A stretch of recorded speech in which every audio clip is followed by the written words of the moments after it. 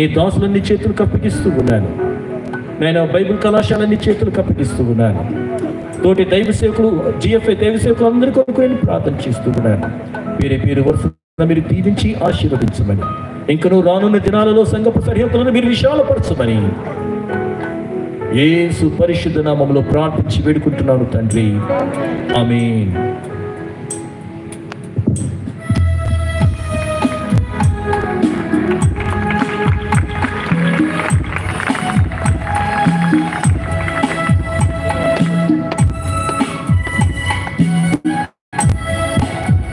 హల్లెలూయా, హల్లెలూయా, హల్లెలూయా.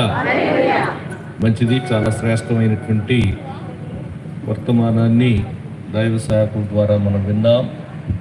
మరి ఈ యొక్క కూడిక ముగింపులోనికి వస్తుంది. ముగింపులో ఒక చిన్న కార్యక్రమం చేసిన తర్వాత ముగింపు ప్రార్థన ఆశీర్వాదంతో ఈ యొక్క కూడిక ముగుస్తుంది. ఈ కార్యక్రమం ఏంటంటే, మనకింతవరకు దేవుని యొక్క వాక్యాన్ని మనకు ప్రకటించినటువంటి దైవజనుడు శిశిర్ కుమార్ గారు గత 8 సంవత్సరాలు అనుకుంటా, 8 యేసుతో ఈరోజు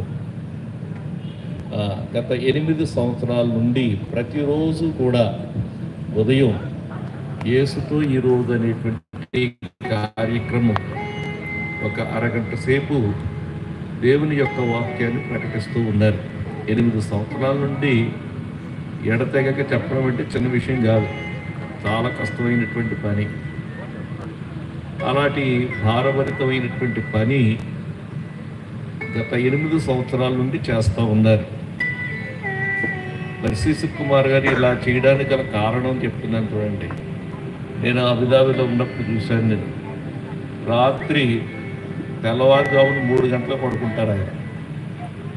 అంటే 2 గంటలు ఆ ప్రాంతంలో రికార్డింగ్ చేయాలి.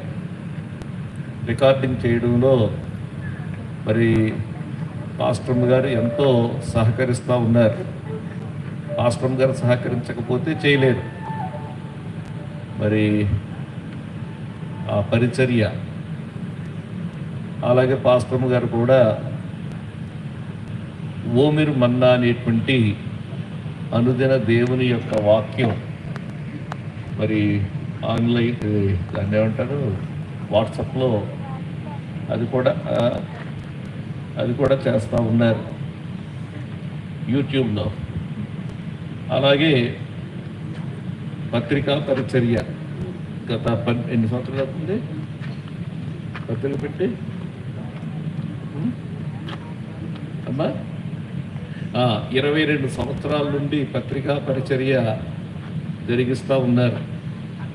ఇన్ని పరిచర్యలు జరిగిస్తున్నటువంటి దైవ సేవకులను సంఘంగా మనం గుర్తించాలి, సంఘముగా గౌరవించాలి. ఈ సమయంలో మా హృదయంలో కలిగినటువంటి ప్రేరేపణ, ఎందుకంటే దేవుని యొక్క వాక్యమును ప్రకటించుటలో విశేషముగా ప్రయాసపడుతున్నటువంటి వారిని సన్మానములకు పాత్రులుగా ఎంచమని చెప్పి దేవుని యొక్క వాక్యంలో ఉంది. కాబట్టి వారి ఇరువురిని కూడా సన్మానించడానికి ఎనియల్ సంఘ పెద్దలు, పురుషులు స్త్రీలు కూడా పైకి రావాలని చేస్తారు. సంఘములకు సంబంధించినటువంటి పెద్దలు ఎక్కడున్నారు? ఉన్నారా? రండి.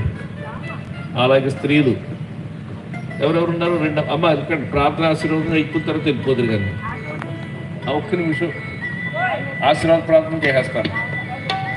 ఒక్క నిమిషం ఉండండి, వెళ్ళిపోదురు. కానీ స్త్రీలు అయినటువంటి వారు రండి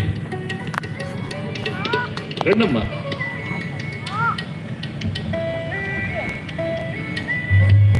పైకి రకపై పడతారేమో, రండి.